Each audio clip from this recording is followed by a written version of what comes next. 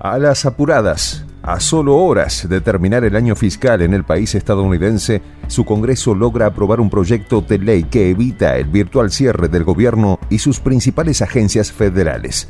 Por el momento, el temporal para el gobierno de Biden ha pasado, pero el alivio puede durar muy poco.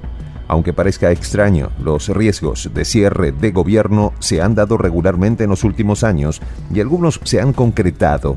Veamos lo que significaron a nivel de daños ocasionados y el por qué la administración Biden casi se hace cerrar el gobierno por tercera vez. Los detalles a continuación.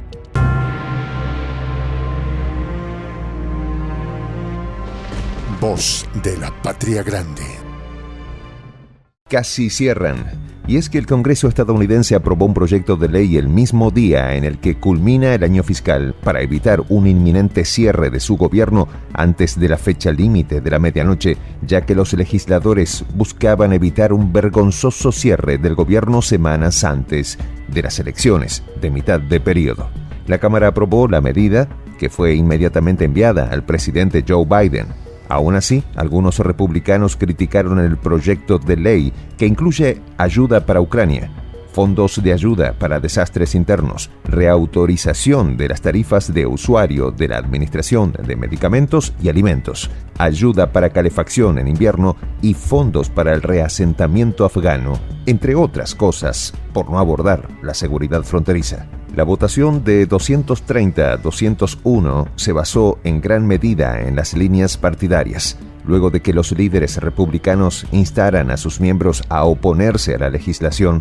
Con la firma, el presidente mantendrá el financiamiento del gobierno hasta el 16 de diciembre, una medida temporal que posterga negociaciones y debates más laboriosos hasta después de las elecciones intermedias.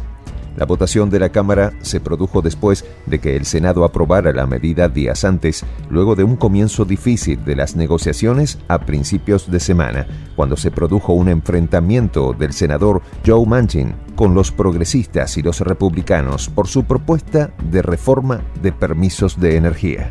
Pero después de que Manchin renunció el martes a su propuesta de reforma de permisos de energía, que era parte de un acuerdo entre el senador de Virginia Occidental y el líder de la mayoría del Senado, Chuck Schumer, de Nueva York, relacionado con sus negociaciones sobre la ley de reducción de la inflación, el camino para financiar el gobierno se despejó. La votación se produjo con menos de 12 horas de margen, en un esfuerzo de última hora no inusual para el Congreso y que marca el último obstáculo legislativo antes de que los legisladores emprendan la campaña electoral solo unas semanas antes de las elecciones intermedias. El proyecto de ley incluye $12.000 millones adicionales en ayuda militar y económica para Ucrania. 1.000 millones en calefacción y asistencia de servicios públicos para familias de bajos ingresos, 20 millones en respuesta a la crisis del agua en Jackson, Mississippi, e incluye una reautorización de 5 años para alimentos y tarifas de usuario de la Administración de Medicamentos. La medida también incluye dinero para el principal fondo de ayuda en casos de desastre de la Agencia Federal para el Manejo de Emergencias, una infusión que se produce después de los estragos de los huracanes Ian en el suroeste de Florida y Fiona en Puerto Rico. En el país del norte, los cierres de gobierno ocurren cuando no se promulga una legislación de financiamiento para financiarlo para su próximo año fiscal o una medida de financiamiento temporal, llamada resolución continua. Desde 1976, ha habido un total de 22 brechas de financiamiento en el presupuesto federal estadounidense, 10 de las cuales han llevado a empleados federales a ser suspendidos. Antes de 1980, las brechas de financiamiento no conducían a cierres del gobierno, hasta que el fiscal general Benjamin Civiletti emitió una opinión legal que requería que se cerrara el gobierno cuando se produjera una brecha de financiamiento. Esta opinión no se cumplió constantemente durante la década de 1980, pero desde 1990 todas las brechas de financiamiento que duran más de unas pocas horas han llevado a un cierre. Algunos de los cierres más significativos en la historia de Estados Unidos incluyen el cierre de 21 días de 1995-1996 durante la administración de Bill Clinton debido a la oposición a importantes recortes de gastos. El cierre de 16 días en 2013, durante la administración de Barack Obama, causado por una disputa sobre la implementación de la ley del cuidado de salud a bajo precio. Y el cierre de 35 días de 2018-2019, durante la administración de Donald Trump, el cierre más largo de la historia de ese país, causado por una disputa sobre el monto de los fondos para la expansión de la barrera fronteriza con México. Un cierre del gobierno federal provoca la suspensión temporal de una gran cantidad de empleados federales civiles. Durante un cierre del gobierno, los empleados del gobierno con licencia tienen prohibido incluso revisar su correo electrónico desde casa. Muchas agencias requieren que los empleados devuelvan sus dispositivos electrónicos emitidos por el gobierno durante el cierre. Debido al tamaño de la fuerza laboral del gobierno estadounidense, los efectos de un cierre se pueden ver en los datos macroeconómicos. Por ejemplo, en el pago retrasado a 1,3 millones de trabajadores y el pago de cierre patronal de 800.000 empleados. Por ejemplo, en el cierre del año 2013, el crecimiento del PIB se desaceleró entre 0,1 y 0,2%. Aún así, la pérdida de PIB por un cierre es una suma mayor de lo que costaría mantener abierto el gobierno. Además, algunos efectos del cierre son difíciles de medir directamente y se cree que causan impactos residuales en los meses posteriores al cierre. Algunos ejemplos incluyen estudios científicos destruidos, falta de inversión y costos de mantenimiento diferidos. Durante el cierre de 2013, la agencia de calificación financiera Standard & Poor's declaró en octubre de ese año que el cierre había sacado $24.000 millones de la economía y recortó al menos un 0,6% del crecimiento del PIB anualizado del cuarto trimestre. Otro ejemplo fue el cierre del año 2019. Un informe de la Oficina de Presupuesto del Congreso encontró que, a pesar de que fue un cierre parcial, le costó a la economía estadounidense $11.000 millones. Pero aparte del daño macroeconómico producido a la economía por uno de estos cierres, los que se ven muy afectados son los empleados como contratistas gubernamentales. Por ejemplo, el Congreso tiene contratos con empresas privadas para abastecer a los trabajadores que prestan servicios de alimentos en el Capitolio y limpian las oficinas del Congreso.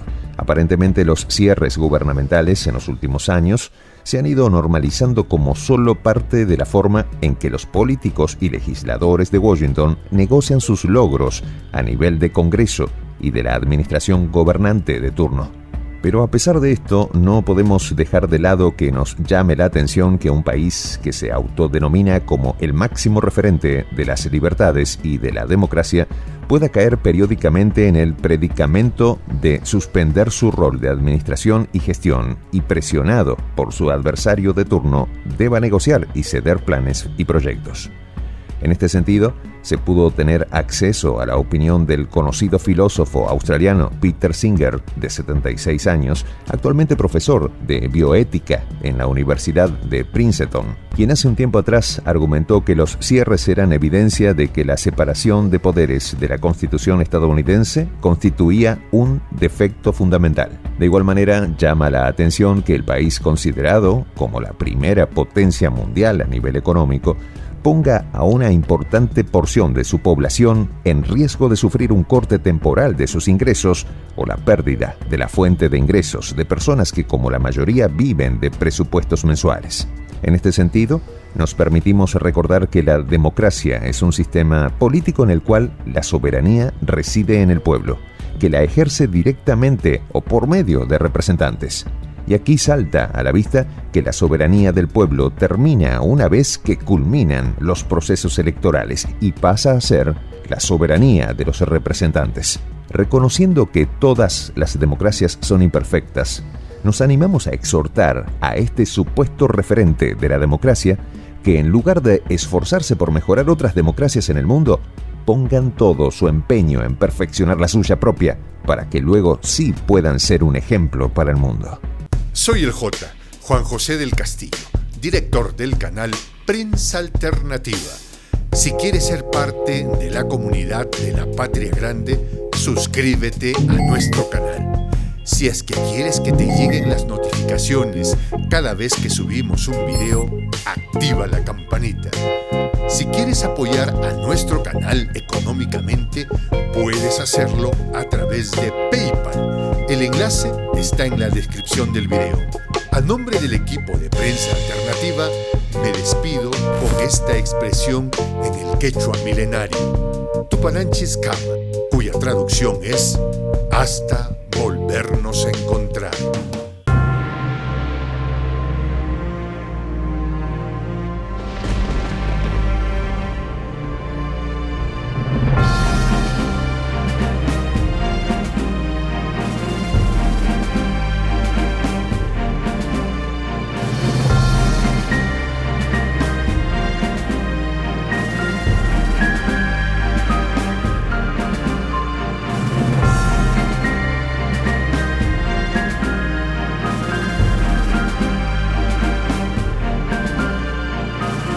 Voz de la Patria Grande.